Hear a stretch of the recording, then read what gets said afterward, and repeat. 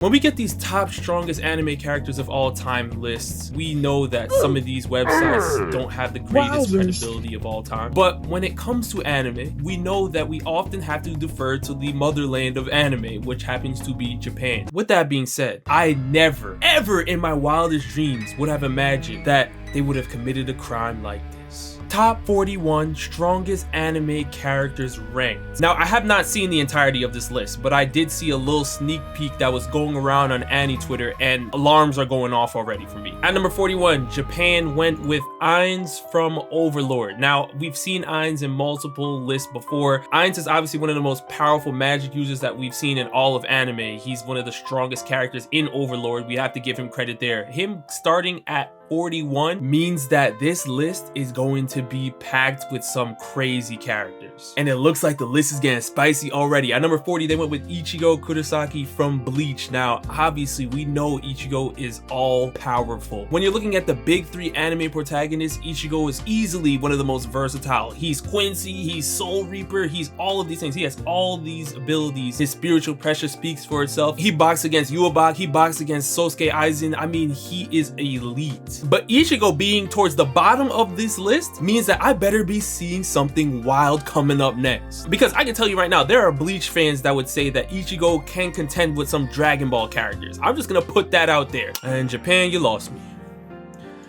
Muzan made it to number 39 over Ichigo. This is looking CBR level. This is looking Fiction Horizon level already. I just don't get it. I don't understand what Japan saw in Muzan to put him over Ichigo, who I know can solo all of Demon Slayer. But let's say this, the Demon Slayer hype train has been going crazy for a while. The sales are looking insane right now. The movies are going crazy. You're seeing Demon Slayer dropping canon episodes in theaters. We get all the hype with Demon Slayer. That still is no excuse for Muzan being this high. I don't care what blood demon art specialty he has. I don't care what he can do. All I know is that if Muzan is in front of an Ichigo, he's getting bodied. Ichigo, he might even get one tapped. I'm being generous. I don't know. I don't understand. Denji from Chainsaw Man made it to number 38. I'm honestly at a loss for words. Let me see what they had to say, because this makes no sense whatsoever. Denji is the protagonist of Chainsaw Man anime. Setting aside the enhanced strength and everything, the main feature of Denji's power is the chainsaw manifestation on his body. In his complete devil form, Denji loses everything and becomes an immortal and unstoppable killing machine. But what they're missing here is that a chainsaw is doing nothing to Ichigo, is doing nothing to Ainz. Is this real life? Did I miss something? There's no way that everybody in Japan signed off on this. There's no way that Japanese anime fans signed off on this. I can't, there's no way. I refuse to believe that there are Japanese fans out there that would co-sign what I'm seeing right now, because let's just keep going, man. Okay, at number 37, they went with Mob from Mob Psycho. Obviously, we've spoken about Mob multiple times, but when you're looking at Mob's unknown state, his triple question mark percentage, in that mode, Mob is virtually unstoppable, one of the strongest espers that we've seen in all of anime, not just his verse. You can throw him in the conversation with a Tatsumaki from One Punch Man. Do I think Mob can beat Ichigo? I think it will be a good battle, but I'm gonna say no, based on what I'm seeing Ichigo having to deal with, especially during the 1,000-year blood war. But I'm not mad at Mob being in the 30s. That sounds comfortable. And now we're talking. At 36, we got Yhwach, the Quincy King, coming in from Bleach, the 1,000-year blood war. We know how powerful Yhwach is. When you're discussing the complete destruction of the Soul Society, we have never seen anybody destroy the Soul Society on the level that the Quincy's did, that the Stern Ritters did, with Yhwach leading the front. I mean, he's just that unreal. I believe at minimum, he's Yamamoto level. There clearly is a higher edge to him, and we know that the Quincy's are able to absorb the surrounding reishi and use it as fighting power. I'm cool with him being at 36. And here we go. Here we go. Because it's not like y'all started to move in towards the right direction, and then you just threw it away. Oh my How God. Is Eren Yeager here? How is he here, y'all? Listen, I don't care. You can get 1, 2, you could get 5 trillion titans. There could be 35 million rumblings all happening at the same time. Eren can put a rumbling on the moon, on Earth, on Mars, on the sun. I don't care what type of rumbling you were talking about. He is not higher than Ichigo. He is not higher than Yhwach. He is not higher than the Ein. It might be just the AOT hype train. It must be we're in the final season part infinity at this point, so maybe that's why Japan just threw Eren a little bone here and there. But Eren being at 35 above some of the characters we just named is ridiculous. I'm putting my bias aside, y'all. Kizaru from One Piece, the admiral with the glint fruit. We know that he has a light logia. He obviously is one of the fastest characters that we've seen in One Piece. A lot of attacks would phase through him, but let's stop lying to ourselves. Ichigo, Yhwach, come on. I mean, he's not over them. I believe that just the mere spiritual pressure from some opponents in the Bleach verse would be problematic for Kizaru. And as far as we know, Kizaru is not even a confirmed Conqueror's Haki user. You need to at least have Conqueror's Haki. That is the prerequisites. If you want to be in the top 50 of all anime characters, you need to at least have Conquerors. That's where I'm at. No Conquerors means get him out of here or scoot him towards the bottom. Oof, man, listen, it's getting tough, man. I told y'all I'm putting my One Piece bias aside. Shanks, red hair Shanks made it to number 33. Now, do I believe Shanks deserves a spot on this list? Based on the characters that we are seeing so far, yes. Has insane future sight observation haki. We obviously saw him take down a worst generation pirate crew with one attack. Should Shanks be over Ichigo? Should Shanks be over Yhwach? Should Shanks be over Ainz? No, but the rest of the characters, you could definitely put Shanks above them. Where did we go wrong? where did we go wrong? What did I miss? Guys, please tell me what I missed. Oh my god.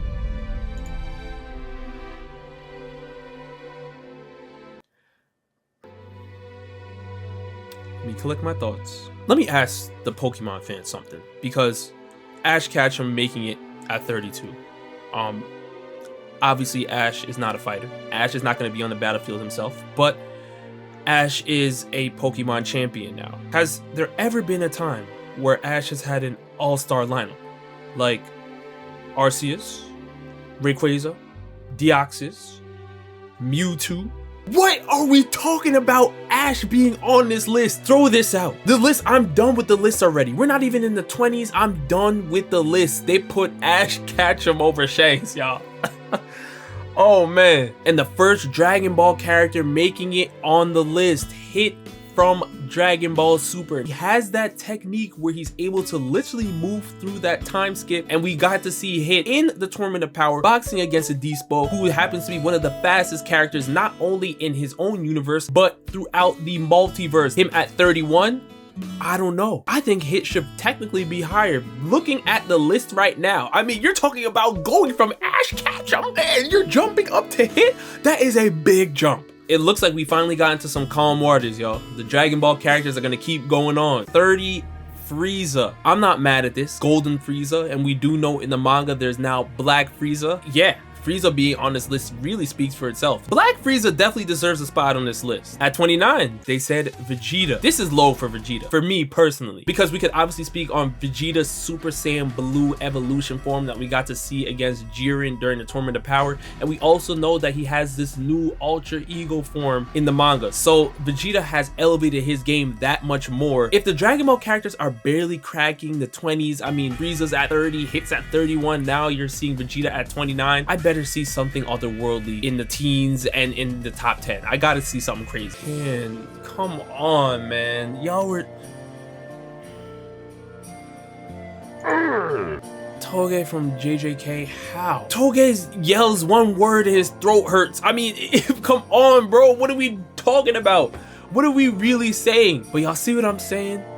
If Toge's at 28, Jiren's at 27, the math ain't mathin', y'all. The math ain't mathin'. You're going way up here with Vegeta, way down here to Toge, and then going back up higher with Jiren. And we didn't see Broly yet. I'm gonna just put that in the air. But yes, Jiren deserves a spot on this list. Jiren being at 27 makes me worried. That means something blasphemous is up top. And yep, I knew it. Meruem At 26, sitting above Jiren, this list is horrible. I won't give it fandom spot bad or fiction horizon bad, but it will do something great and then it will just rip the greatness out of your heart and just leave you with nothing. I just don't understand how this list will have a nice little 3-4 spot run and then they'll throw this in here. Meruem, who has no business being above Jiren, put Jiren in the Hunter x Hunter verse and everybody is crying. There are gods of destruction that fear Jiren's strength. What's Meruem doing with that? And look, now we're back to our regularly scheduled programming. Broly,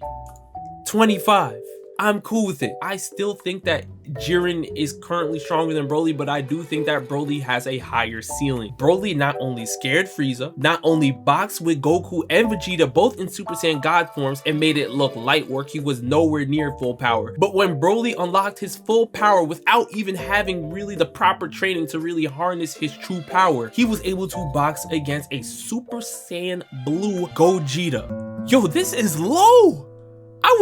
This is top 10. Grand Priest is at 24. Where's Whis? What's going on? Whoa! Grand Priest is one of the top 5 strongest characters in all of Dragon Ball. Serves directly to the Omni King, to Grand Zeno. I'm shocked that Grand Priest is at 24. I can't even name 23 characters above him. What?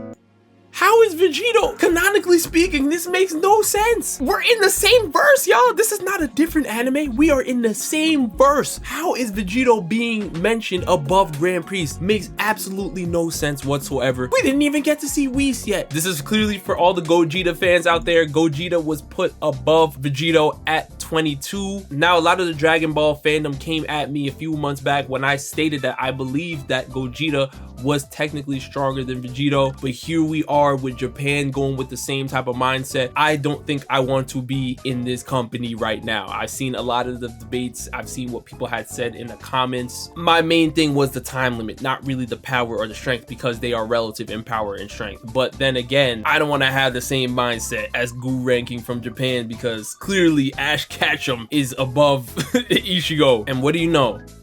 Beerus, God of Destruction, is at 21. So Beerus should definitely be on this list. Now we know that Beerus, around 70% of his power, was able to contend with Goku with Super Saiyan God form. Beerus not cracking top 20 is problematic for me. Beerus being over the Grand Priest is also problematic for me. There's 2 red flags going off right now, and it's only just gonna get worse. At number 20, Gu ranking went with Milim Nava from Slime.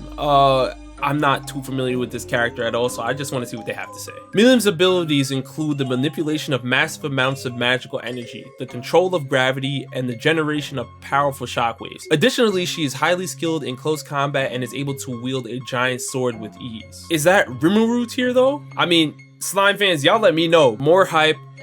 You have Yujiro from Baki. Yes, we understand that Yujiro is a beast. Yujiro is literally Baki's dad. I mean, that alone speaks for itself. But Yujiro Hanma has no business being in the top 20. And we have another dud. Yoriichi from Demon Slayer has no business being in the top 20. Get him out of here. Now we understand that he is one of the strongest Demon Slayers. Still has no business being this high on this list. I need a break, man. I don't know. At number 17, Japan said Naruto Uzumaki. So now Naruto can go into the Dragon Ball Super universe and literally clear everything. But guys, that's not even why I'm upset. They had a chance to reconsider this blasphemy. Let's take a look at what I'm talking about. As you guys can see here, highlighted in red, Naruto was previously ranked 20th, but because of his recent power up in the Boruto series, his ranking has improved. So what Japan is telling us is that they recently had him low. He still was over Beerus and Grand Priest, but he was low. And then they looked at Boruto and they saw maybe it was Burning Chakra Mode, maybe it was something like that. And they said, you know what? Yeah, why not bump him up even higher above Grand Priest? Because where he's placed right now, it ain't high enough. He can't only 2-tap Grand Priest. Now I think he can 1-tap Grand Priest. This is what I'm seeing from this website. I haven't seen a Rasengan in this series that would even make Grand Priest flinch. Finally, I was looking for him he's here.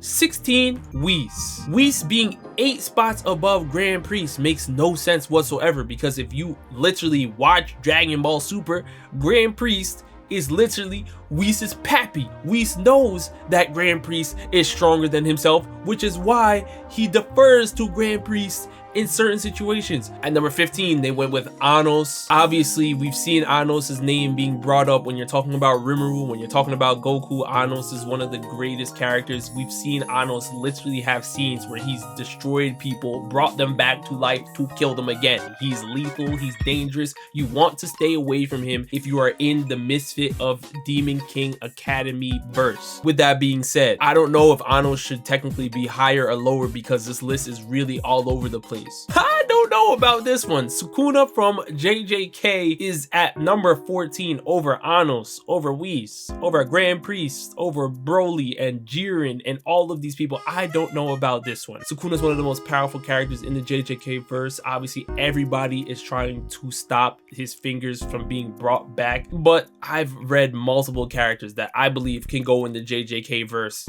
and shut it down. Wow, he made it. Giovanna at number 13. So clearly this is an effort to highlight Gold Experience Requiem. We know the stand ability that is able to revert your will to 0, and people have thrown Giorno in comparison to Goku and all of these things because of Gold Experience Requiem. We get all of that. Giorno being this high is not really shocking to me because of that stand. At number 12, Japan went with Reinhard from ReZero. Let's see what they had to say about this, because I don't agree with this. Reinhard is certainly an overpowered character when you first witness him in the series. What makes him so strong is his ability to gain Divine Protection. Divine Protection grants him endless power when he needs it, which is why he's one of the strongest characters in the anime. I'm here to tell you right now that there ain't enough Divine Protection to stop Whis from getting the job done against Reinhardt. Yeah. Japan definitely put this one together, man. Because number 11 is wild. Monkey D. Luffy making it to number 11. I mean, yeah, low-key, I mean, gear 5th. Luffy being here is just awful. Luffy does have gear 5th. The hacks are incredible with gear 5th. A lot of people have given him the title of having Toon Force. Whether you believe that to be true or not is up to you. Luffy's haki is not Shanks level. He has no business being here though. I don't care what anybody has to say. Now we're getting to the top 10, y'all. It's time. At number 10, they went with Doraemon. Now, I've heard of the series, but I've never watched it, so I do need to see what they had to say. Doraemon is considered one of the strongest in all anime because of his little pocket. His 4-dimensional pocket allows him to access future gadgets that help his friend Nobita in everyday life. So I have not seen the series, but that's kind of sounding like Toon Force to me. It looks like we're going to that side of things, and if we're talking about Toon Force, I mean, that's really tough to argue in the top 10 area of stuff. Now, when we're talking about Luffy having Toon Force, I don't think it's necessarily Toon Force. It's an approximation of that, but it's not exactly that. Oh man, so this next pick, I love this pick because it's clearly comedic at this point. Arale from Dragon Ball, Goku and Arale have history. We know that Arale technically is one of the strongest characters in the Dragon Ball verse. I mean, was able to fight against Goku and Vegeta, no sweat whatsoever, literally cracked the planet in half. But at the end of the day, she's a gag character. I mean, how far are we gonna go on this list? Are we gonna just go off the rails and just go completely Toon Force and gag powers? I mean, listen, if that is what it is, if we're coming towards that, let it be what it is.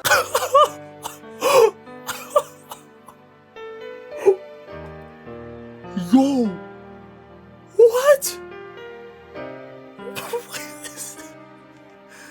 Yo, guys, I need a break. I need a break. I need a break. What the hell?